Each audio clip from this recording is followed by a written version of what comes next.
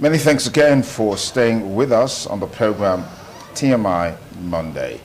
Well, a whole lot has happened as far as the 2023 post-election is concerned, and that will dominate some of our conversations on the show today.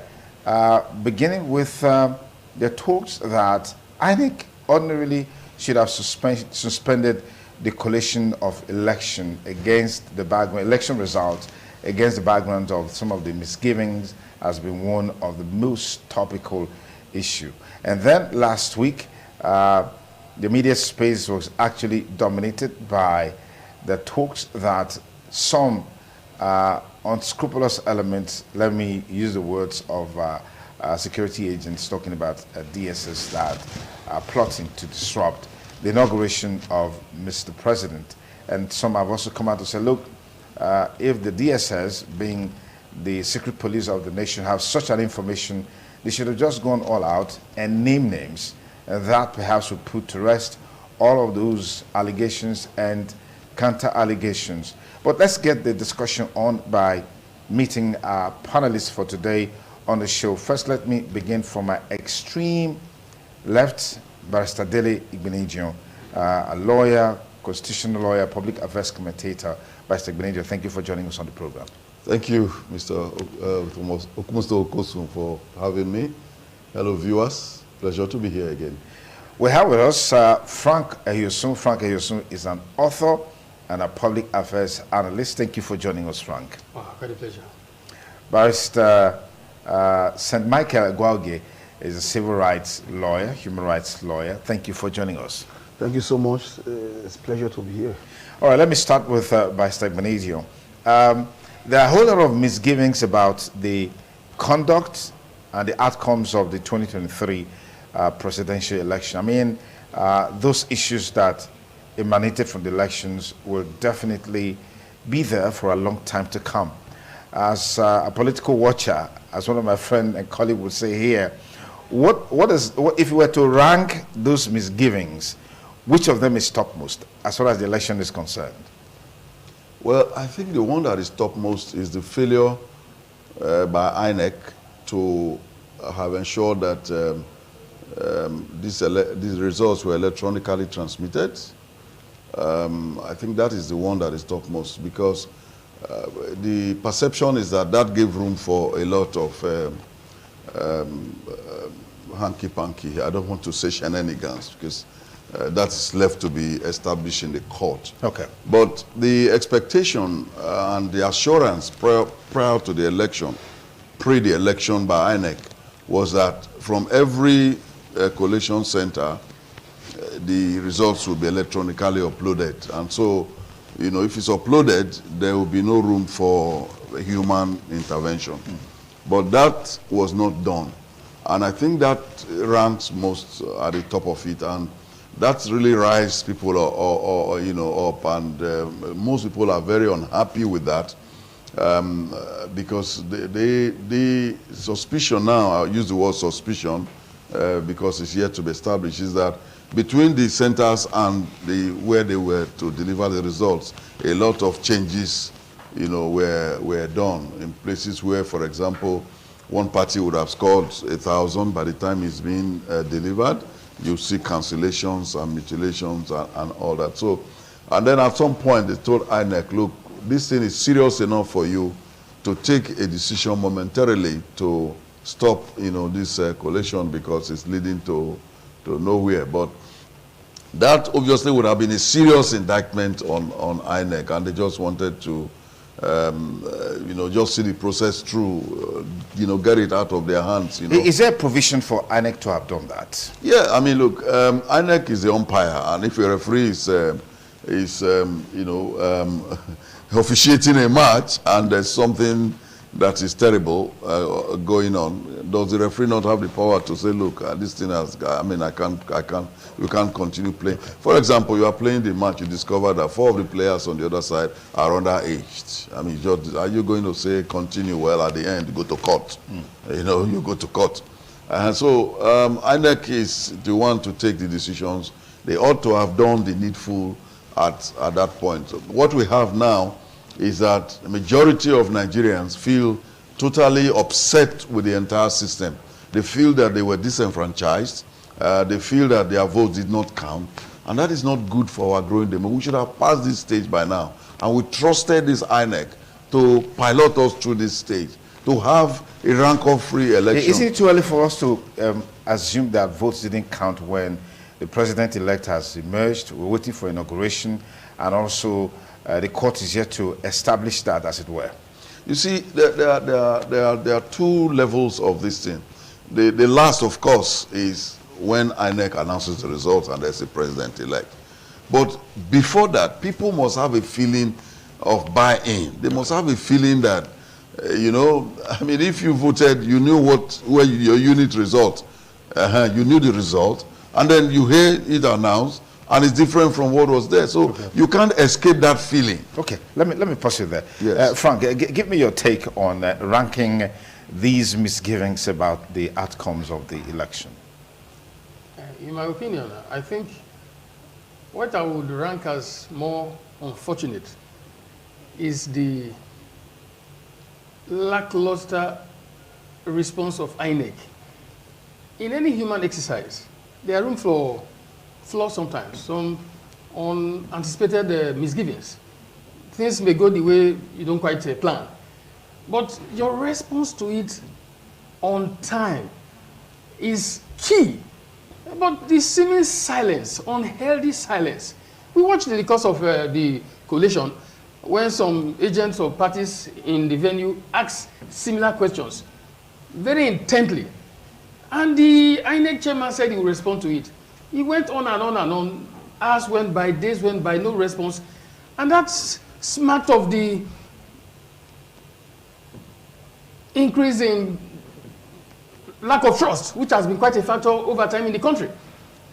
We've been in a system where there is critical trust deficit, because for so long a time, years, possibly decades, if not more, it seemed like it's been the policy of government or policy of state to lie to the citizens. So we have grown with this idea that whatever is said by government should be looked at with a second eyes. No, that's the truth. That's where we have come from all this while. It's a normal thing. You read the papers when things happen, they say 50 people were killed. You hear from reporters, but you hear official statement, they'll say only 5 people were affected. Even when it has to do with people who swore their, and have committed their life to the country, even military men. The army is sometimes in cahoots to ensure that the detail of those who lost their lives is not brought to the fore, as if it's a shame for them to announce the names of those who paid the supreme price of their country. So it's been so long coming that, yes, it's a tradition that government seems to lie to the citizens as a policy of state. So for INEC to now tow that trajectory, in a system where there's trust deficit, you do all you could, all within reach, to ensure that confidence is built.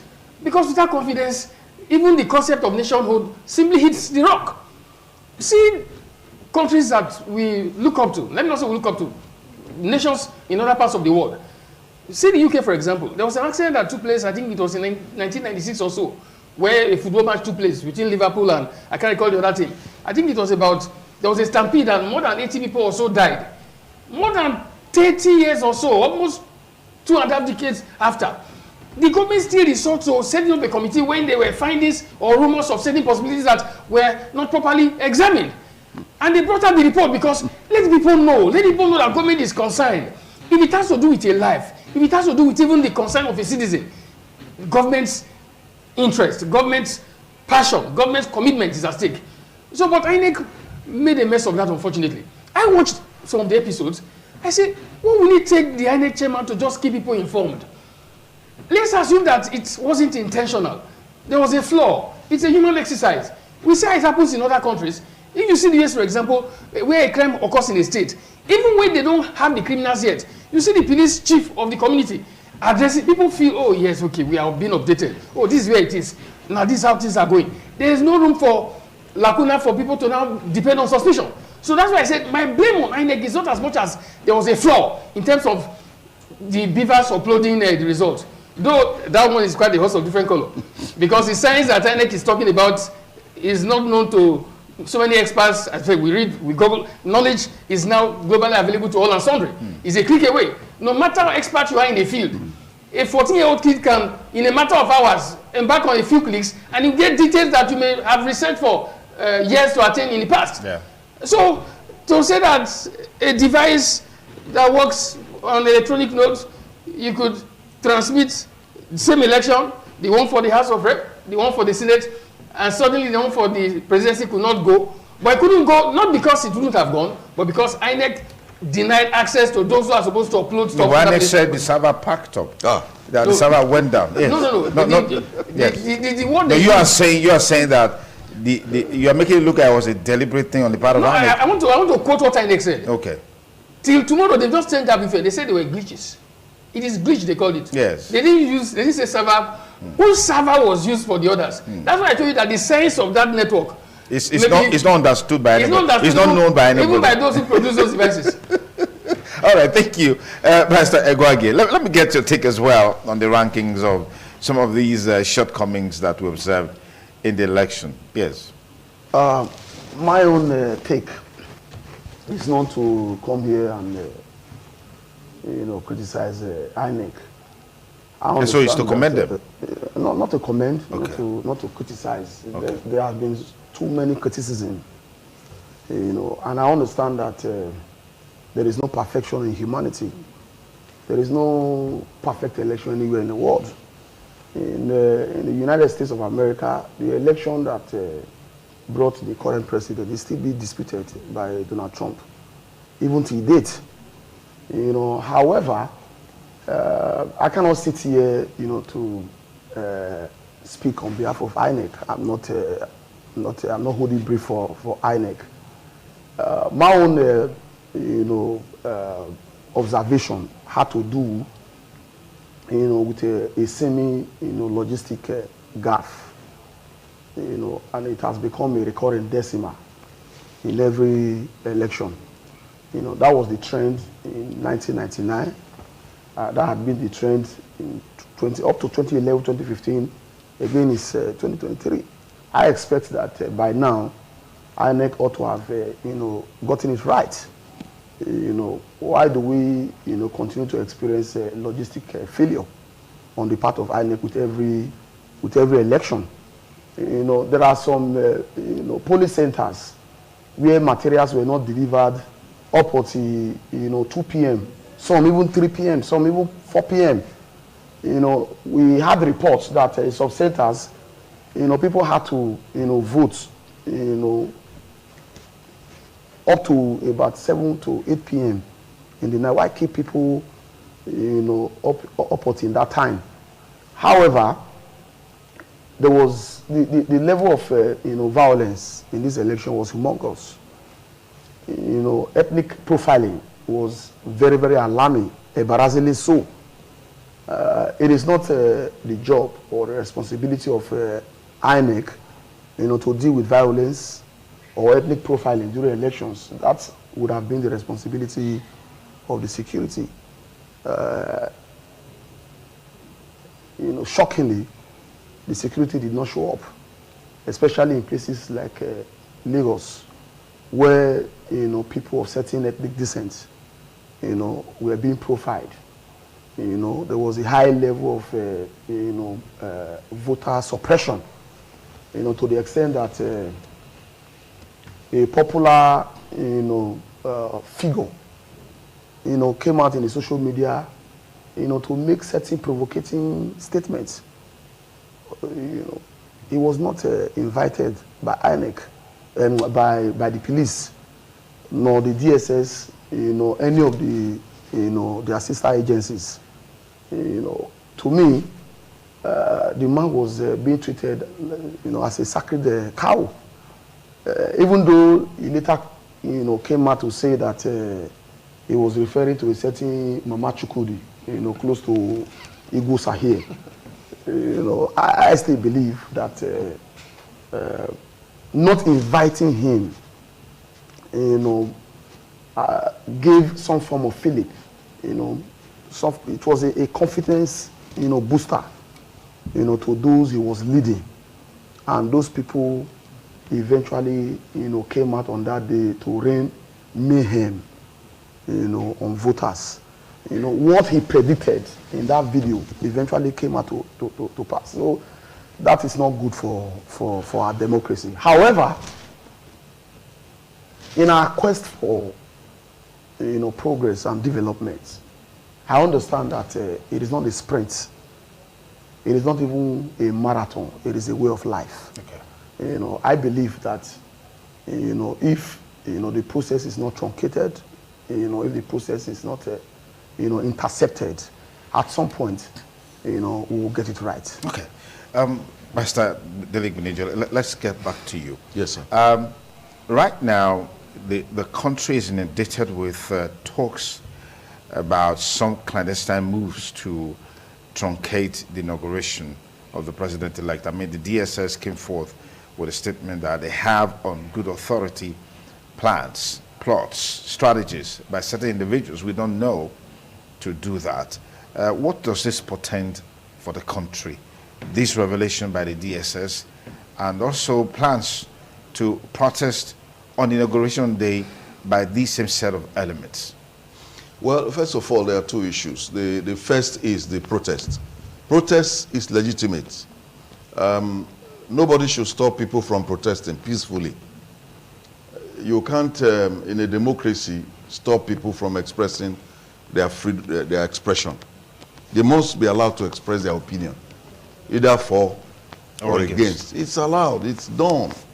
We must realize that we are in a democracy, and one of the fundamentals of a democracy is freedom of expression, and this freedom can be exercised by way of a protest. So if they are inaugurating a president-elect somewhere and people are protesting somewhere else, the security agencies should realize we are not in a military regime where you tell people hush, hush, hush, don't say a word. That's not it. As long as the people don't enter the inauguration venue and physically restrain anybody. Usually what is done is you find out you are going, okay, this is the perimeter. You can stay here, carry your placards, do your you know, chants or whatever. We don't agree, we don't agree, you know, and that is to be allowed. And if you muscle dissent, you are not in a democracy. And don't forget that this democracy is for all of us, both for me, for you, and even for those working in DSS. Because they are also Nigerians. They also have families. Whatever comes out of the president-elect or whoever is going to affect everybody. So protest is a form of dissent. Dissent is a form of expression. And the Constitution guarantees free expression. Now, as to the DSS saying they have, some people are going to truncate it, there's going to be an interim national government. I love the DSS, but most times, and I say this with great respect, I don't really believe them a lot. I'm sorry to say that, you know. I love them, they are good, they ought to be there, but I don't really believe most of the things. And yet you love them so much and don't believe what they do. I mean, you know, because they are necessary. You know, when I look at their role since the establishment of the Nigerian Security Organization, I haven't seen anything to and probably as a practicing lawyer, and I say this with great respect, I haven't seen anything to convince me that they actually understand the tenets of democracy. Because you must, even though you are a security organization, you must draw the line between the freedom of the individual and protection, you know, of the security of the state. Sometimes somebody can be doing something that has, for example, the guy on the aircraft who said there must not be, you know, I mean, that guy is in an aircraft somewhere. He didn't seize the aircraft, he didn't hold the pilot, he was just on his seat having an argument with a few people. That led, from what I read, to DSS arrest. I mean, for goodness sake. How does that affect the security of the country? The guy just having an argument, just letting off steam. The Tinubu must, they say, okay, you don't want him to, okay, he will not be inaugurated, sir. Sit down, sir, it's okay, sir, let's go. That man will not be inaugurated. And then you just go where you are going. Because we are now hearing that the man is not really very okay. But they said today is going to be arraigned in the FCT Magistrate Court for criminal intimidation and something like criminal intimidation of who now, of Tinubu, or Tinubu there. So those are the things that make me say that the DSS, with all due respect, should realize that we are in a demonstration, should understand that people have the right to protest. The man is not armed with a gun. He doesn't even have a knife. He doesn't even have a stone. Okay. He's just talking, letting on, like me now, I can say now as we are here, Tinubu must not be inaugurated. Tinubu, so what does that, will that stop him from holding the Quran and, you know, you understand me, taking taking the oath of office? So let us always, if we don't have a job to do, we can sleep, you know, and we don't have to be issuing statements. Okay. Because like you rightly can fathom, if you know that there is some plan, you have discovered a plan by Dele Igbenedion and my brother to truncate. Why don't you, you know, John Nemo, Dele Igbenedion and Yosun Abi are planning to truncate it? Why is there some elements, you know? And have you invited them? Have you arrested them? Besides, is it a state security issue? Because before it gets to the level of becoming a state security issue, it must be something that will affect the security of the state. There's a certain level where it's a police matter, even a vigilante matter. Okay, all right. Frankie, so give us your take on this. Would you say from some of the undercurrents that has really trailed this statement issued by the DSS is tantamount to playing to the gallery, or they're living up to their expectations as the secret police of the nation? No, I go by the LA assertion.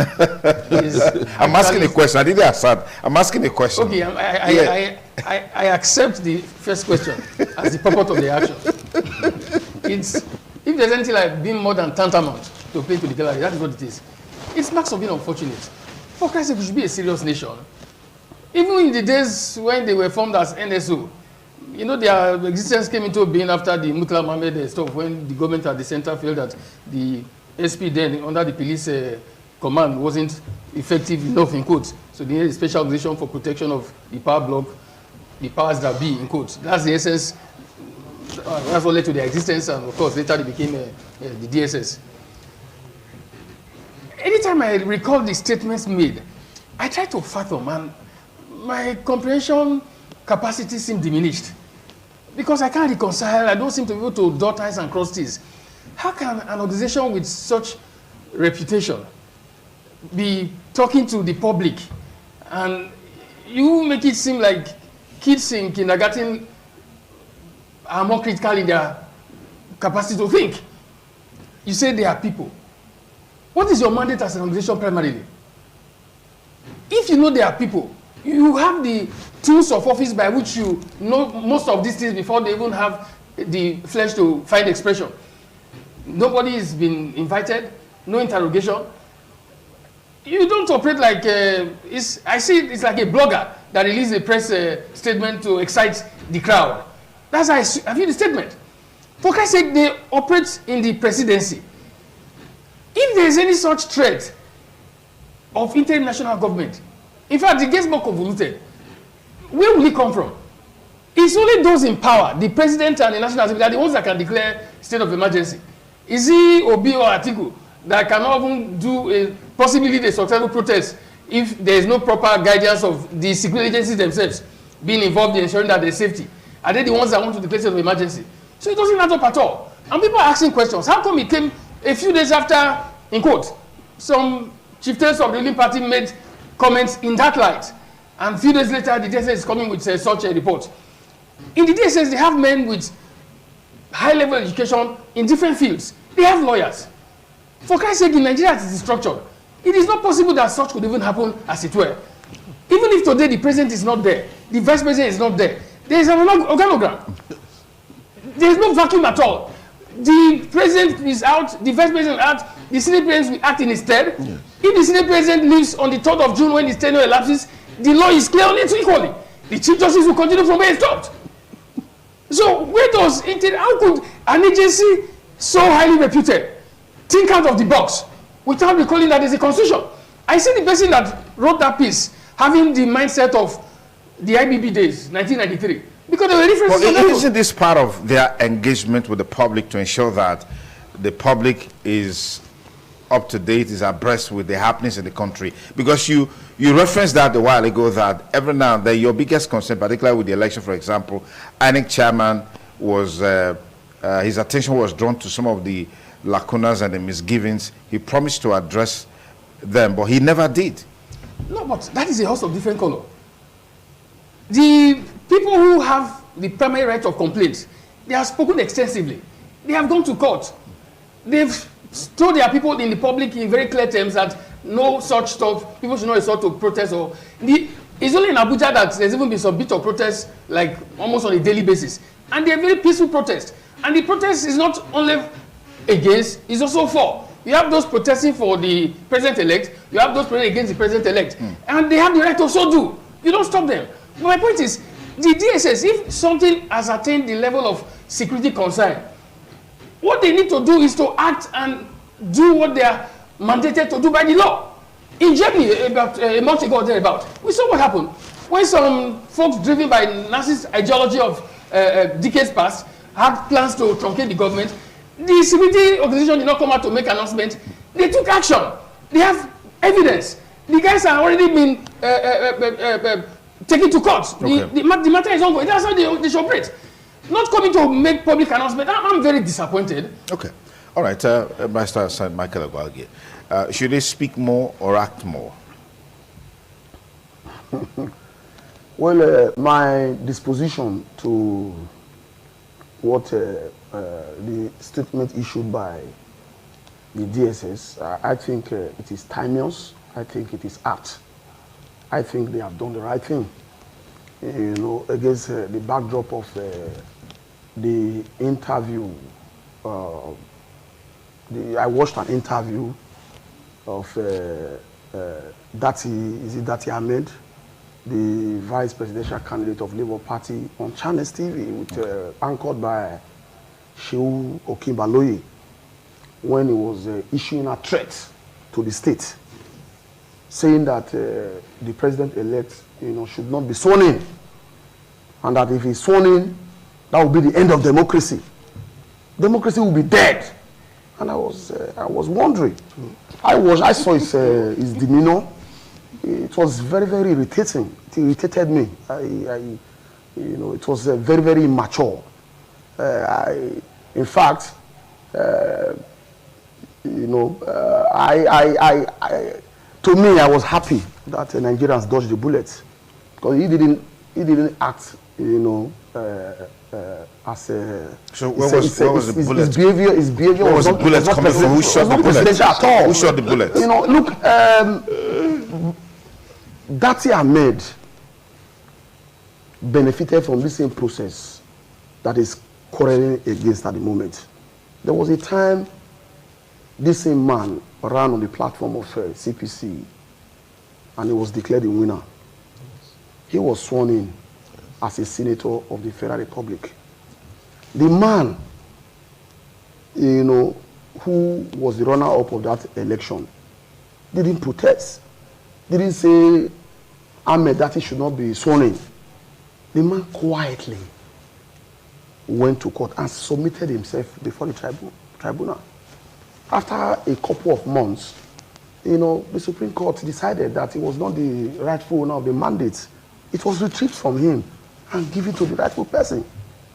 So how can you be quarreling against a process you had hitherto benefited from? If you examine the political trajectory of Nigeria since 1999, the norm had been that when election is conducted, the winner will be announced and declared by INEC. The system allows, for aggrieved parties, to ventilate their dissent in court. If the court, overturn the election, the person who was declared will be removed from office. You can't, at one breath, file a petition. At another breath, you are issuing threats to the state. He even said on that platform that he does not trust the judiciary. And the question that was, begging for an answer is, if you didn't trust the judiciary, why did you file a petition in the first place? Some people have asked, why should DSS, be issuing a statement without necessarily mentioning the names of the parties to the plots? You see, there are different layers, to tackling security challenges. Okay. One of it is when you have a report that people are planning to go and rob, hiding behind the darkness, hiding behind the dark of the night. You announce it. All you need to do is to beam a light in that area. You have solved it. Okay. What the DSS had done under the circumstance is to beam a light, is to warn them. Because if they go out to begin to name names and begin to arrest people, it will further exacerbate the already tensed environment. Okay. So what the approach taken under the circumstance is diplomatic. All right. Pastor Daly, yes. You feel differently about this? I feel very, very differently about it. So talk to me. And I'm a little bit, this season I don't like disagreeing with people, so I won't disagree with my learned friend, but I'm a little bit taken aback. If Mr. Dati Ahmed had been on the show, and if I said, oh, Nigeria, that will be the end of democracy. I mean, the man, as I said before, freedom of expression. The man is letting off steam. So as I'm here now, if I say, look... Is there no limit to that freedom of expression? No, I mean, what did he say that should have a limit? What did he say? He didn't say, I'm going to kill the president. That if the president-elect is declared... Yes. He said that's the end of democracy. He didn't say, yes, Nigeria, I'm going to shoot somebody. So if I say now, okay, Mr. Okosun, if you don't give me 10,000 naira today, ITV, that is the end of ITV. Oh, man. Isn't that a threat? You see, a threat is not just because you said it. You must have the capacity, the way it is measured in security terms. You must have the capacity to effectuate it. If you don't have the capacity, it is dismissed as mere rabble-rousing. In the status of a vice presidential candidate, yes, doesn't capacity come with no, where is the capacity? Does the man have ammunition? Have they investigated and discovered he has an army somewhere that he has been training? You understand? That's what I mean by capacity, to bring an end to democracy. Where is the capacity? So the man is upset at the whole system. He has information at his disposal and he's very upset, and he expresses himself. I did not watch that program, and I would not even have heard it if not that the DSS and others began to reiterate it, and my learned friend has also just reeled it out. I didn't even watch it. I don't know if you watched it. I watched it. So that's just I saw his that's 1 out of 4 people who watched it. So again, that is a very poor sort of matrix. And I have to say this again. We are a little bit oversensitive because we expect to live in a totalitarian regime, and so people shouldn't speak. Don't speak. If you say something out of place, then it's a threat. The word threat, because like the police will say, threat to life. Any petition now to the police, if you don't add threat to life, it doesn't carry weight. He threatened he's going to kill me. He threatened me. That kind of, how did he threaten you? He say he go deal with me. How is he going to deal with you? He say he go tell a lawyer, make him sue me.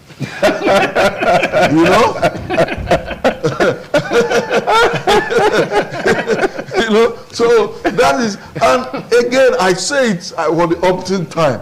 We must tolerate people's freedom of expression. Some things we chuck it away as the man is expressing himself. You talk your own, say, look, Nigeria, democracy will not, okay, as democracy ended, do you think realistically democracy will end on the 30th of May? Is it going to end?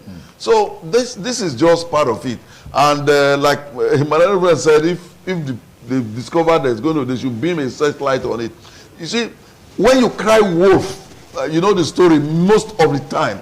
When the real wolf come and you cry, people will not believe you again. They won't believe you because that's how it's So that is why we encourage DSS. Sometimes hold your horses. Hold your horses. There are various operations, security operations that the DSS can conduct without coming into the limelight to say it.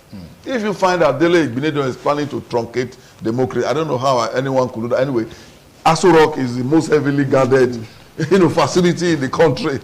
And where the president-elect is now is a military facility. That's where he's living now with his family.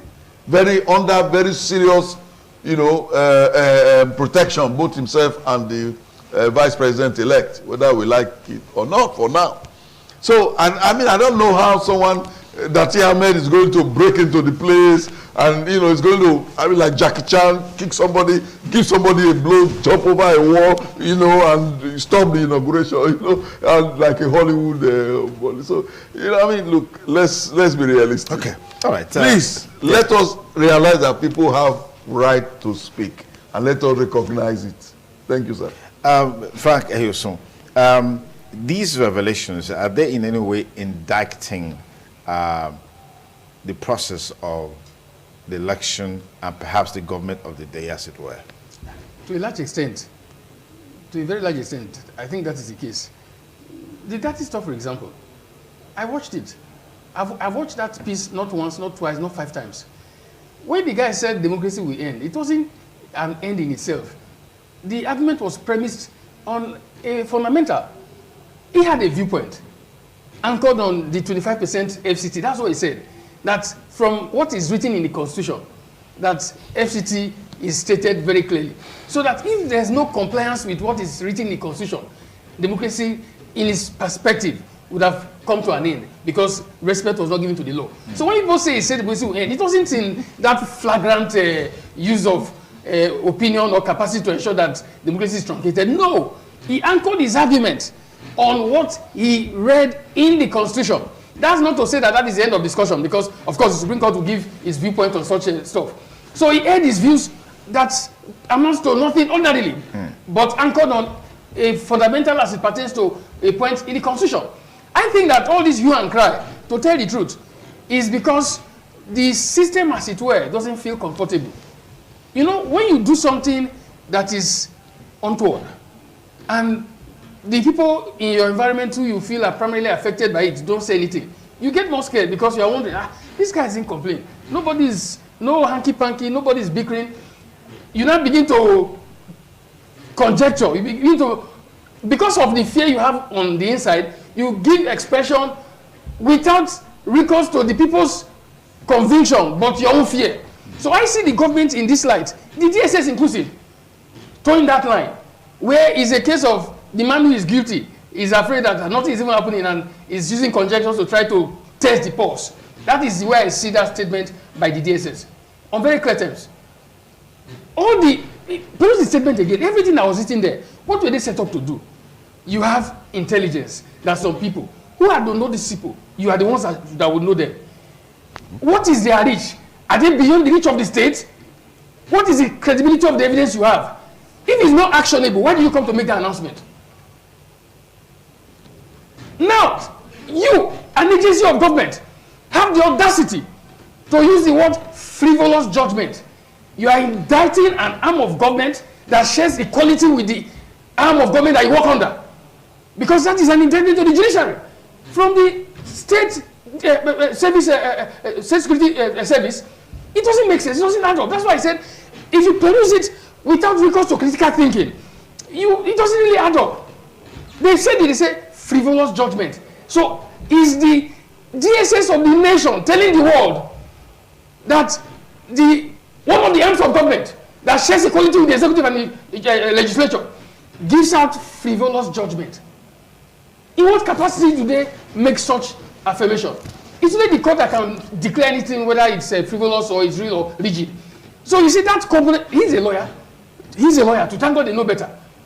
So in what capacity did Peter Afunaya construe the concept of legal practice to now infer that there will be frivolous judgment from who?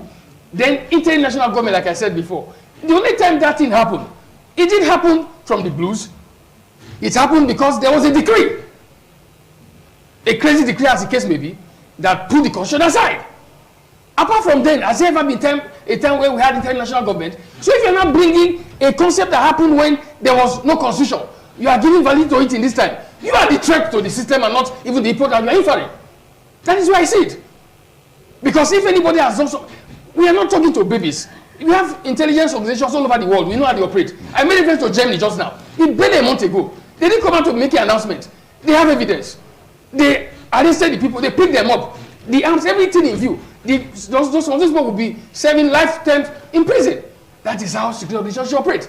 But not expanding towards political sentiments or viewpoints. It's similarly unfortunate, in my kind of opinion. Mr. Egwagi, yes. It's getting more interesting with the perspectives that have been shared on this stand taken by the DSS. I'd like you to respond to something Frank Eyosu raised a while ago, that this action by the secret police, as it were, is self-indicting and also indicting on the government of the day. Perhaps a reflection of the fact that they know what's going on, they know what's happened in terms of the outcomes of the election, and perhaps to anticipate that you have these statements coming forth to perhaps,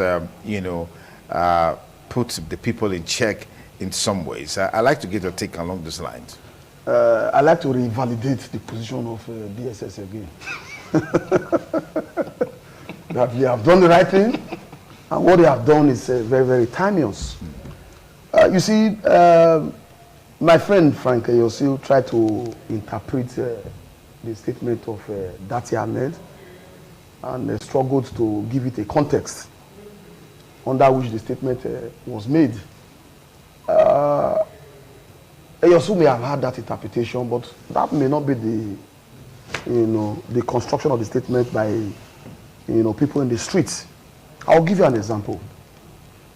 A couple of days back, I went to Ring Road, to get a phone, because my phone was stolen. And I overheard conversation between two people. They were speaking Igbo in the same store where I went to buy this thing. The other one was telling the other that there is a plan right now to arrest the inauguration that is coming, and that they will start it will start in the form of a protest. That protest will take a national shape. Do you understand Igbo? Yes, I do. Very well. Yes. And you speak it from I don't speak Igbo, but I understand Igbo. Okay. I did my youth corps there, and I also did my law school in Enugu. Okay. I understand Igbo. And I go to Imo State from time to time because I have a family there. Okay. And they were saying that they will do it in such a way as to infuriate the security, and the security organogram definitely will respond. By the time they respond, it becomes a convoluted atmosphere. A state of emergency will not be declared. That the state will be compelled to declare the state of emergency, which will invariably all these by two boys selling phone. Give birth to. No, I'm giving you an example. Yeah, but those two boys could be a representative of a larger group of people. I just said that is how Eyosu interpreted it.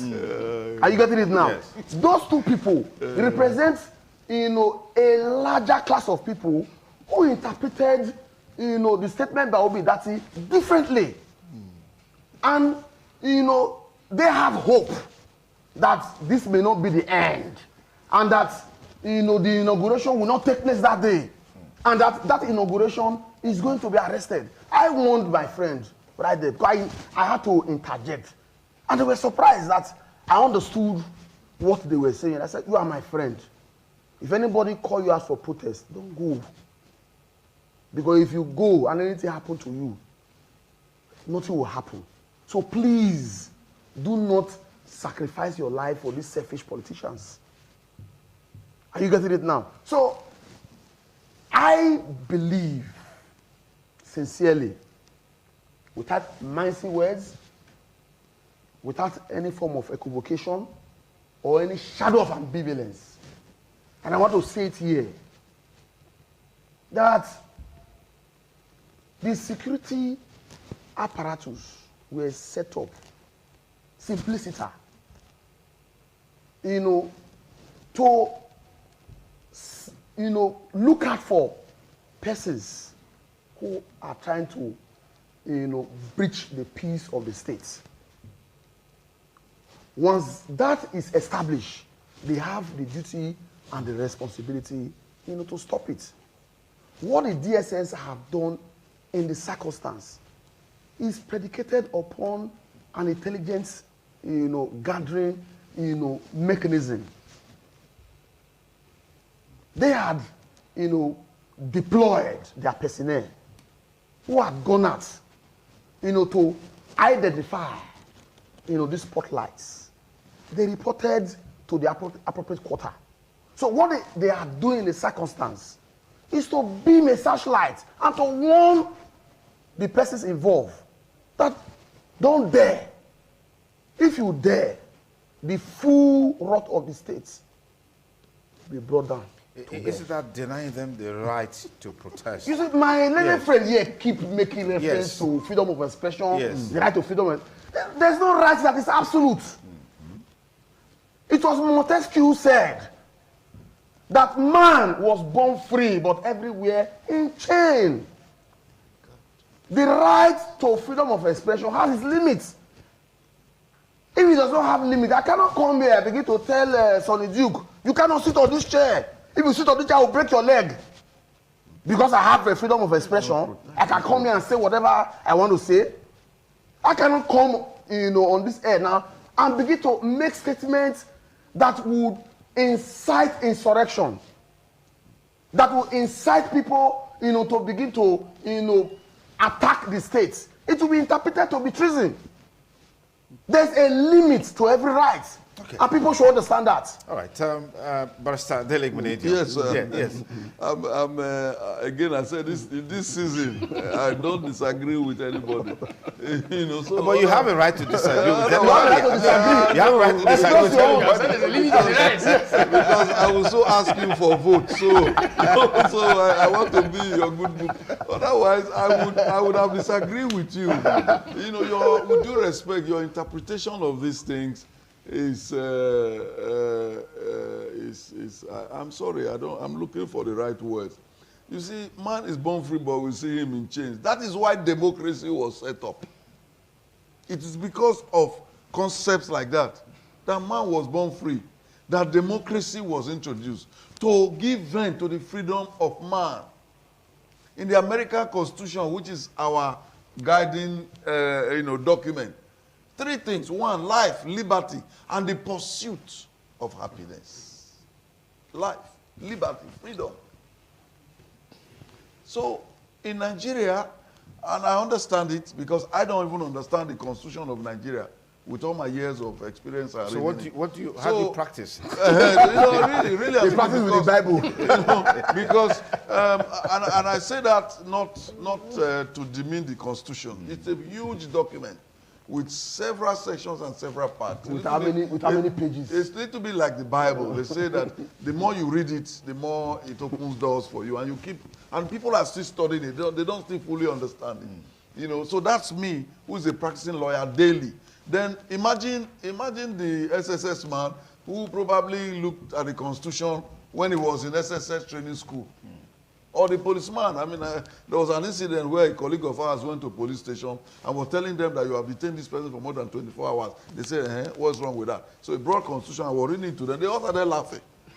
That we cannot detain. So please leave here. People are there for 3 months. You are telling us we can't detain somebody for more than 24. I was examining a policeman the other day, and he was saying to me that the governor made an oral pronouncement and that is law. And the man couldn't he's a policeman, a sergeant, couldn't understand that government pronouncement is not law. So this is the problem that we have. Constitutionalism is a huge area of law. Yeah. Freedom of expression, the right to freedom of expression. There are people who major and study and get their doctorate thesis on that field. Then we expect just the guy that is recruited into the DSS to just understand it. So that is our issue. And I think that is where me and my friend could have a little bit of disagreement. Because he is seeing freedom of expression as being anathema. You know, nobody should, like he said to you. No. You I don't see here. it as an attitude. You cannot come here and tell you. You are trying to misrepresent me. Okay, all right. What I'm saying let is me that have my floor. the right to freedom of expression. Let's say he has the floor. No, but you shouldn't misrepresent me. Yeah, he has the floor. Okay. Because again, like you were saying, you are telling those people don't go out to protest.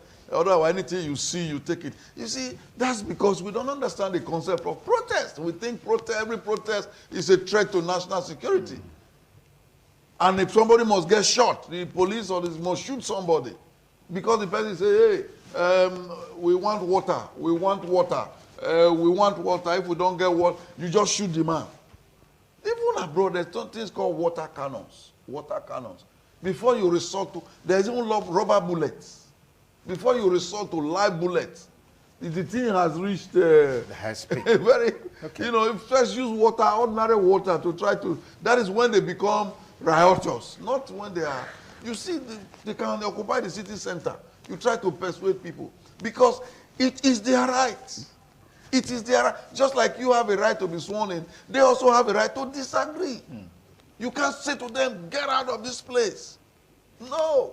Because, and as president-elect or president, you are not higher in the eyes of the law than the other person. Remember the Prime Minister of UK the other day was fined for not putting his seat belt. That is to show you that there is equality. Whether you are Prime Minister or whoever, that is what we should have. So we stop thinking of, oh, it's going to be, who are you to stop him from being, I can protest. To say, look, he should not be inaugurated. This is my thinking as a human rights lawyer, and that is the law. That we don't give effectuate it. Okay. Is our tragedy as a nation. Okay, as we begin to call it to wrap, Frank, let me quickly get a take from you on the seeming trend where the judiciary actually decides who governs. I mean, all eyes are on the judiciary in the presidential election. What does this portend for our democracy in your opinion? In 1 minute, please. It's quite unfortunate, but it's intentional. It's not... Intentional by who? Who's intentional? Intentional by those who govern the state. Because by some dint of the unknown, they are afraid of free and fair election. What we practice actually is electoral autocracy and not electoral democracy. Because it's just a convention of every 4 years, you validate kings to come and preside over the kingdom.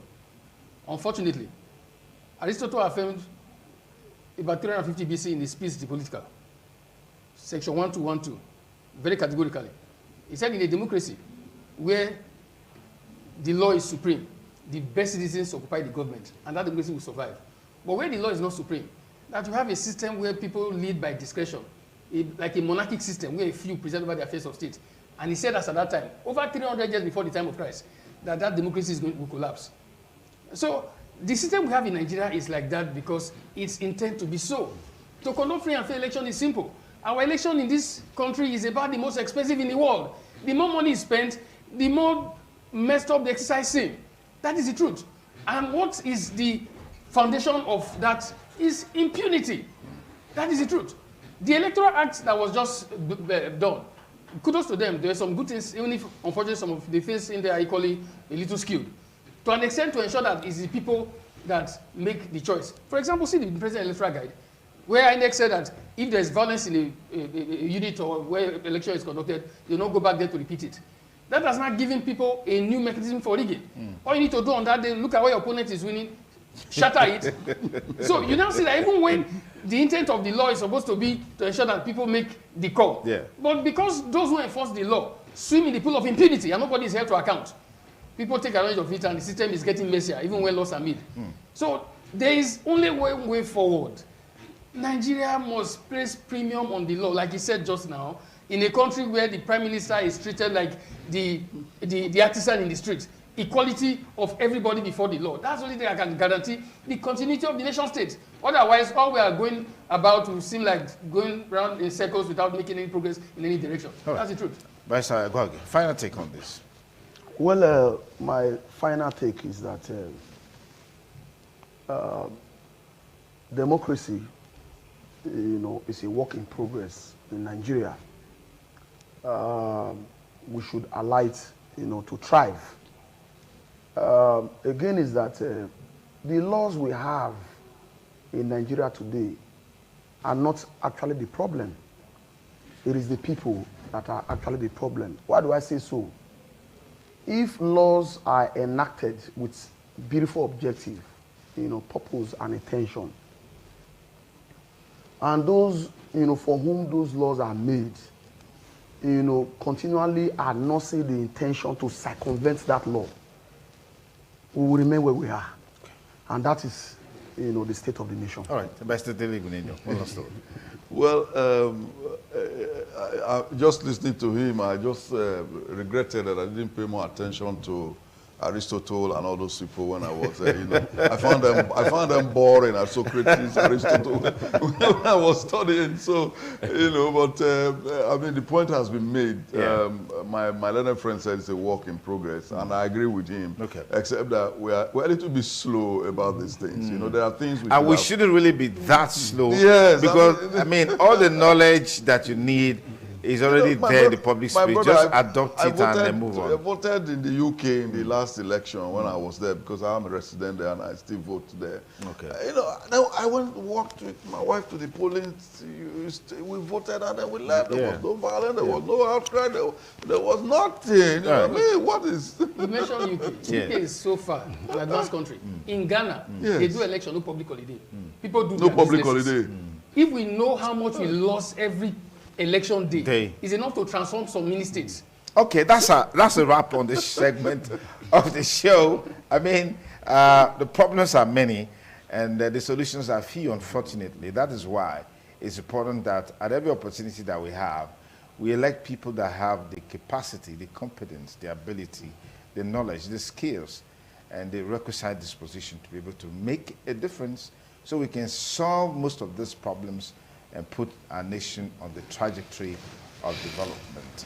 Well, I want to say big thanks to our panelists, Barrister Dele Gunenyo, thank you so much for coming. Thank you, sir. Frank Ayosun, thank you for coming. Ambassador Michael Ogwai, thank you for coming. My pleasure.